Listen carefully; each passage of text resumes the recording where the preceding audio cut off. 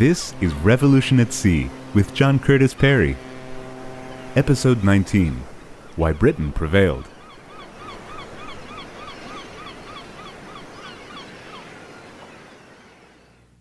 Throughout the 19th century, France remained a chief player and maritime rival to Britain. The two were long-standing enemies, but after 1815, never again would they fight each other. Yet, a cultural animosity lingered. Disparagement was curiously expressed in terms of food, what the other ate. The French scornfully referred to the British as les roast beef. To the British, the French were frogs, or froggy, despite an official protest by the French ambassador when the sobriquet appeared on the London stage. When mighty roast beef was the Englishman's food, it ennobled our veins and enriched our blood. Our soldiers were brave and our courtiers were good. Oh, the roast beef of old England and old English roast beef. But since we have learned from all vapour in France to eat their ragouts as well as to dance, we are fed up with nothing but vain complaisance. Oh, the roast beef of old England and old English roast beef. As we've noted, France failed to create hegemony on the continent. In a protracted attempt, it suffers 1.5 million dead in the Revolutionary and Napoleonic Wars. France had tried to generate wealth through gaining territory on the continent. Britain did it by trade, manufacture, and the skillful handling of money all over the world.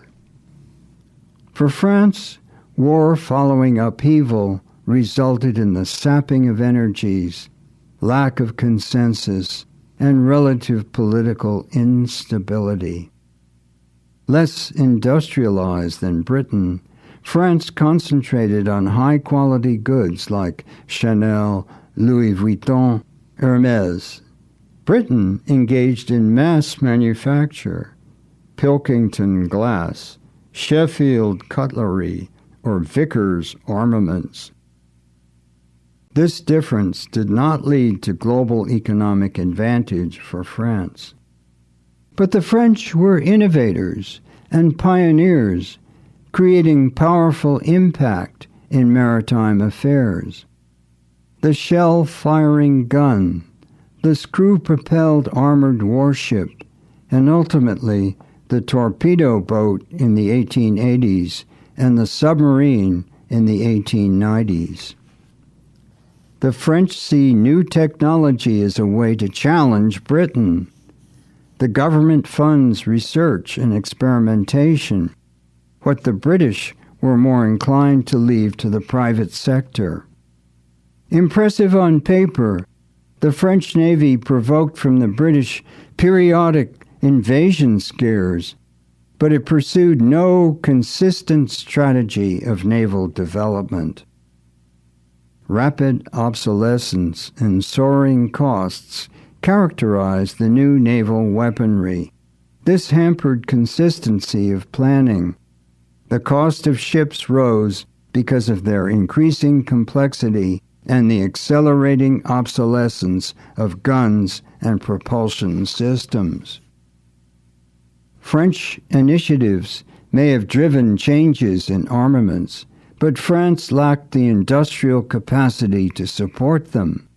The strength of British iron and metallurgical industries gave advantage to Britain over France.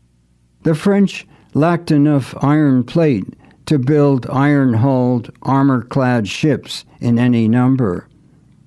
Their ship, Gloire, in the late 1850s, was a pioneering prototype, the first seagoing, screw-propelled, armor-clad ship, but she had a wooden hull and she carried sails. The British could afford to relax. Their industrial capacity permitted them to catch up and exceed rapidly if they chose to do so. Their riposte to gloire followed in 14 months. The Warrior, painted a menacing black, was iron-hulled, not wooden, screw-propelled and sheathed with 5 inches of iron armor plate and armed with shell-firing guns. She was the first seagoing ironclad iron ship.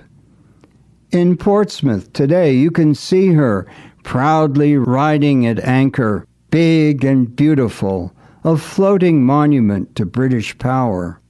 But like Gloire, she was transitional, carrying sails as well as steam. 19th century France built an oceanic empire, second only to that of the British. Colonial rivalry in Africa carries France close to war with Britain later in the 19th century, but French concerns remained inevitably European, specifically the security of the eastern frontier, the Rhine, where France faced a rising Germany. This sense of vulnerability drove other choices. And despite the ideological differences, the French regarded Russia as a strategic balance to Germany and tended to invest surplus capital there. And ultimately, an unlikely alliance would emerge between the two powers. In 1869, the opening of the Suez Canal represents a triumph for France. French initiative built it, a matter of individual entrepreneurship, not state. Fernand de Lesseps, diplomat and civil engineer, orchestrated the whole enterprise. French private interests, with some help from the Ottoman Turks, provided the capital. French contractors, some other Europeans, and Egyptian labor participated in a mix of steam-powered excavators, shovels, and bare hands, carving through masses of mud and sand in a 10-year project costing twice the estimates, but its use would exceed all expectations. The British were initially hostile, but Prime Minister Disraeli enabled the British government to buy into it, and Britain thus gained control of one of the world's great shortcuts and a valuable choke point like Gibraltar at the other end of the Mediterranean. France, in maritime affairs, remained a strategic hybrid, torn between the Mediterranean versus the Atlantic, Europe versus overseas, the continental versus the oceanic, and their new global territorial empire in Africa and Southeast Asia lacked articulated linkages or a global trading system. In no military sphere, at least after 1870, was France the decisive international leader, army or navy.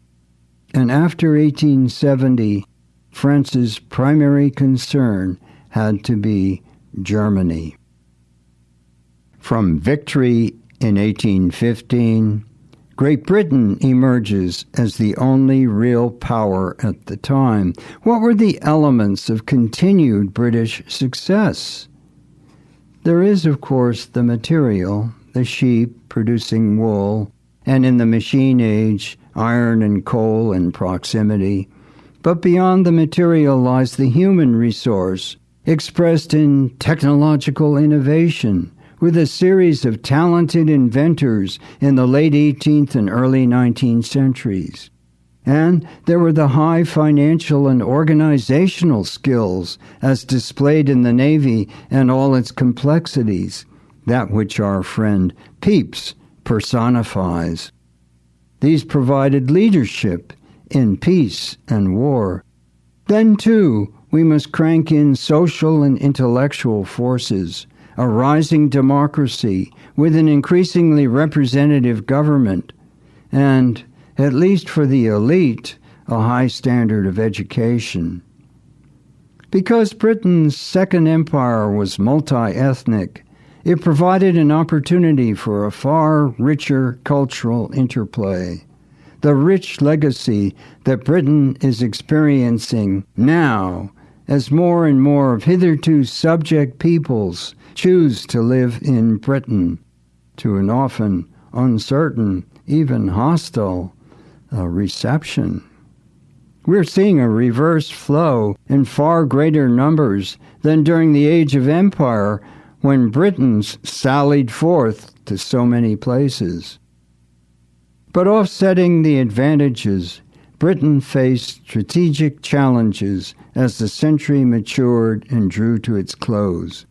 The switch from wired communications, cables, to wireless radio revolutionized shipping.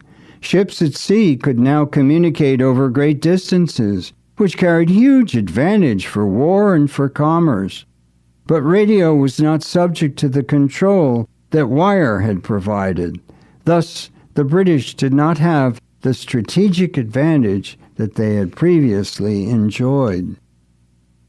Another challenge for Britain was the early 20th century switch from coal to oil in seagoing propulsive systems. Oil becomes the preferable fuel, providing greater caloric efficiency and more thermal content. Compared to coal, a ship could go farther for the same weight of fuel. Oil-fired machinery requires fewer people to operate, and the fuel is much easier to handle. Ultimately, ships even developed the ability to transfer oil at sea. Coal was bulky, demanding a hands-on process. It was laborious to keep the fires burning. Taking on coal becomes a nightmare. Everyone dreaded that chore, customarily done by ship's company. Coal dust dirtied the entire ship, to the dismay of captains who wanted everything kept tidy. Bristol fashion, as the British termed it. The ideal being to maintain the pristine condition of a ship when she left port. Britain had ample coal, but no oil, at least then. So this change posed huge strategic disadvantage. It would make Southwest Asia take on new significance because of its oil.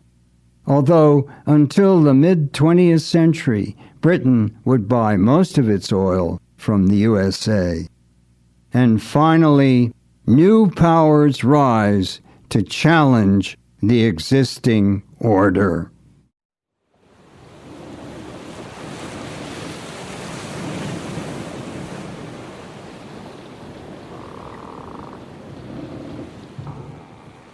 New powers enriched the global scene in Europe and Asia, Germany, Japan, and ultimately the United States.